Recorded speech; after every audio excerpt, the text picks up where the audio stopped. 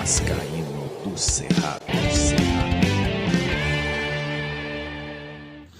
Fala galera vascaína, eu sou o Thiago Fontes, falo direto de Brasília, Distrito Federal, trazendo mais um vídeo para o canal. Vamos trocar uma ideia sobre o Vasco que joga no domingo, um jogo importante. Nesse vídeo a gente vai tratar dessa partida contra o Santos, vou trazer aí assuntos relevantes ao jogo que vai acontecer às 16 horas. Antes eu vou pedir para você deixar o joinha, deixa o like que é importante para o canal ser indicado no YouTube, se inscreve no canal, beleza? Bom, é isso, o Vasco encara o Santos no domingo, 25ª rodada em curso. 25ª rodada, vai ficar faltando só 13 jogos para acabar o Campeonato Brasileiro. Aí a gente entra, quando faltar 10, a gente entra em reta final da competição. Eu vou trazer aqui coisas sobre o jogo, né? Principalmente eu fiz uma simulação, na verdade, da 15ª rodada. E aí, daqui a pouco eu vou explicar. Antes eu vou trazer aqui o jornalista Fábio Sormani, que é santista, tem um canal, que é o canal do Fábio Sormani, e ele fala da importância do jogo de domingo, que esse jogo entre Santos e Vasco, ele é o jogo mais importante da rodada, até mesmo com relação à briga pelo título, que há uma disparidade, uma diferença muito grande. Agora a briga lá embaixo não, está muito acirrada. Os dois fazem um confronto direto de times que brigam para não cair para a segunda divisão.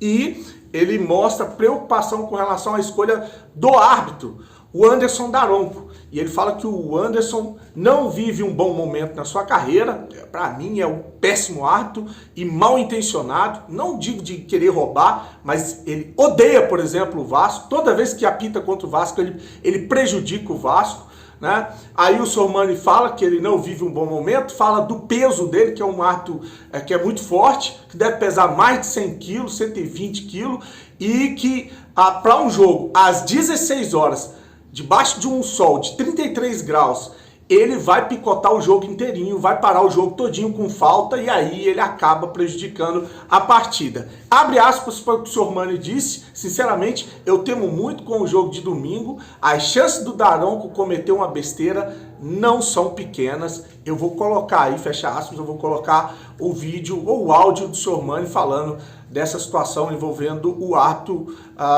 Anderson Daronco. Eu queria falar para você o seguinte: o Anderson Daronco vai apitar o jogo. É preocupante. Tanto pro Santos quanto pro Vasco. Não estou dizendo aqui que ele vai ajudar um e prejudicar o outro. Não é isso que eu estou falando. O cara é ruim. Não digo que ele é ruim. Ele está numa fase ruim. Levou uma peitada do Cristiano Ronaldo no jogo lá no Campeonato Árabe, vocês viram? Vergonhoso. Vergonhoso. O cara tá mal, velho. O cara tá mal. Então, o Daronco apitando esse jogo, que é um jogo de extrema responsabilidade, porque hoje, essa briga Santos e Vasco, ela é mais acirrada e importante do que a briga pelo título entre Palmeiras e Botafogo.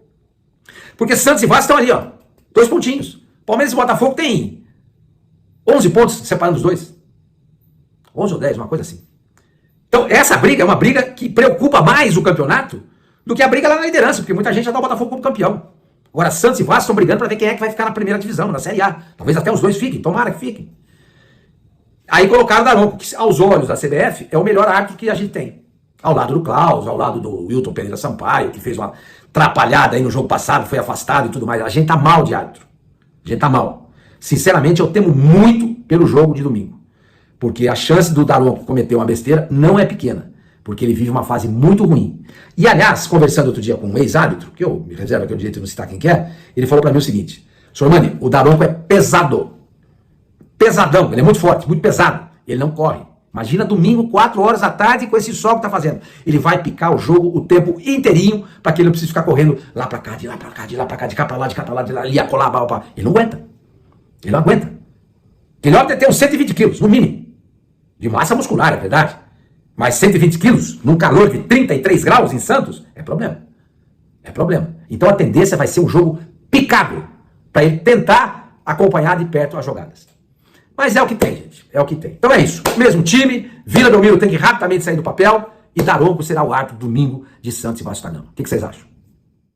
Bom, os ingressos para a partida de domingo já estão esgotados. Também a capacidade lá da Vila ela é pequena, acho que são cerca de 12 mil pessoas, né? Para o Vasco só 500 lugares, e diz que foi uma recomendação da Polícia Militar.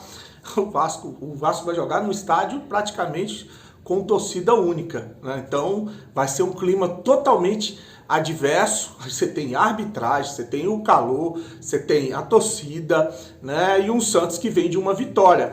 O Sormani falou da escalação do Santos, disse que o treinador deve manter a mesma escalação que ele fez na vitória de 2-1 de virada contra o Bahia, jogando em Salvador, né? E aí é com 3 zagueiros e aquele tridente ofensivo com o Lucas Lima, o Soteldo e o Marcos Leonardo. Eu vou deixar aí para você a provável, segundo o Sormani, é a escalação do Santos para encarar o Vasco no domingo.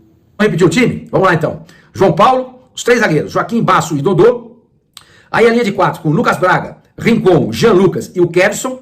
Mais à frente, o Lucas Lima. E lá na frente, Marcos Leonardo e Soteldo. Santos jogando, portanto, num 3-4-1-2. Tomara que tudo dê certo, volto a dizer, e que o Santos consiga desempenhar o mesmo futebol que apresentou contra o Bahia nesse jogo importantíssimo contra o Vasco da Gama. Santos e Vasco estão brigando ali pela mesma posição. O Vasco hoje tem 1 ponto a mais que o Santos. 1 pontinho, tá? Perdão, 2 pontos. Se o Santos ganhar o jogo, ele passa 1 na frente do Vasco e não tem mais confronto entre eles. E o Santos continuará dependendo apenas dele, Santos. Por isso é importante que o torcedor apoie do começo ao fim. É claro que todo vascaíno já está preocupado com esse jogo com relação à lateral direita. Isso porque esse capetinha aí do Santos vai jogar, né? É um cara que é liso, é habilidoso, é o Soteldo, né? Ele joga na esquerda, ele é um jogador que bate com as 2 pernas, tanto que ele traz para dentro para finalizar com a perna direita, quanto ele leva para a linha de fundo para cruzar com a perna esquerda, e ele faz isso, mas com muita competência. Ele é um jogador que estava sendo questionado pelos santistas por falta de compromisso, sendo expulso, embalada, bebendo, e aí diz que a parada entre a torcida do Santos e o Soteldo não estava muito boa. Agora, com a saída do técnico, o Santos está com o interino e ele voltou a jogar, jogou contra o Bahia. Como eu falei, é um jogador que tanto joga pelo lado direito quanto pelo lado esquerdo, mas ele atua mais pelo lado esquerdo. O Santos deve forçar o Soteldo nesse setor, que sabe que é o setor mais frágil desse sistema defensivo do Vasco. Me preocupa demais o Pumita, a Avenida Pumita. O Pumita não tem gás para segurar o Soteldo. Aí se você pensar no Bambu, o Bambu é um zagueiro e é um jogador muito lento também para poder marcar o Bacholinha. Eu acho que das opções que a gente tem, o Gabriel Dias, aquele jogador que voltou e se lesionou, a gente tem o Paulo Henrique. O Paulo Henrique é um lateral que se destacou por causa da velocidade. O jogador que foi para o Atlético Mineiro, não foi utilizado, veio para o Vasco, jogou poucas partidas. Eu entraria com o Paulo Henrique, porque se é para botar um jogador veloz, um jogador de marcação, eu entraria com ele. Do que a gente tem entre Bambu, Pumita e Paulo Henrique, nesse jogo eu entraria com o Paulo Henrique. Uma questão de opinião, mas aí também eu não sei como é que tá treinando, como é que esse Paulo Henrique tá desempenhando nos treinos, se ele tá sendo utilizado nos treinos, mas é isso, a minha preocupação maior é com o Soteldo desse lado aí, ou o Marcos Leonardo, que o Marcos Leonardo é outro jogador que é muito habilidoso, é um fazedor de gols, então se conseguir frear esse trio do Santos, a gente pode buscar um resultado importantíssimo jogando fora, vindo de 3 vitórias seguidas, a gente pode ir para uma 4ª vitória, que seria importante. Eu fiz uma simulação da 25ª rodada, lembrar que vão ficar faltando só 13 rodadas do Campeonato Brasileiro. Dessa 25ª rodada eu fiz uma simulação com o Vasco empatando, e os outros resultados eu coloquei o seguinte, porque hoje, eu vou botar a tabela aí, o Cuiabá é 12º com 29 pontos, o Cruzeiro é 13º com 29 pontos, e o Inter é a mesma coisa, 14º com 29 pontos. 3 times têm 29, 3 pontos a mais que o Vasco. O Vasco é 15º, tem 26. Aí o Goiás é 16º, 26, por causa de uma vitória. O Bahia, ao primeiro no Z4, tem 25. E o Santos tem 24, é 18º, segundo no Z4. Eu fiz o corte dessa tabela aí pra gente trabalhar o seguinte: um empate do Vasco nessa rodada, contra o Santos. E os seguintes jogos, o Flamengo pega o Bahia e vence, que o Flamengo agora tem a obrigação de brigar para voltar para o G4 e garantir a Libertadores, senão nem isso eles vão ter no ano, e o bicho tá pegando lá. Então o Flamengo vai muito pressionado e o Bahia dificilmente consegue um resultado positivo jogando no Rio de Janeiro contra o Flamengo. Então, o Flamengo vence o Bahia, né? Eu coloquei que o Botafogo vence o Goiás nessa simulação. O Botafogo não conseguiu pontuar nesse retorno. Então, vai pressionado contra o Goiás, vai jogar lá no tapetinho, lá no Engenhão, e vai partir para essa vitória. Então eu acho que o Botafogo vence o Goiás. Já o Inter contra o Atlético Mineiro, o Inter vai jogar com o time reserva por causa da semifinal da Libertadores. O Inter, eu botei Inter e Atlético jogando em casa, 1-1 para o Inter e Atlético. O Cuiabá joga contra o time B do Fluminense, deve mandar a molecada para o Sub-20 para jogar, focado na semifinal da Libertadores na quarta-feira. Então o Cuiabá vence o Fluminense. Jogando em casa, Cuiabá pressionado, outro time que faz uma péssima campanha no retorno, ganhou de ninguém. O Santos e Vasco eu coloquei o empate, o Cruzeiro e o América Mineiro eu coloquei o empate também. E é isso, aí ficou assim, da seguinte maneira, até anotei aqui, eu vou jogar a tabela aí para você ver. Com o empate ficou o Cruzeiro, o Corinthians e o Inter com 30 pontos.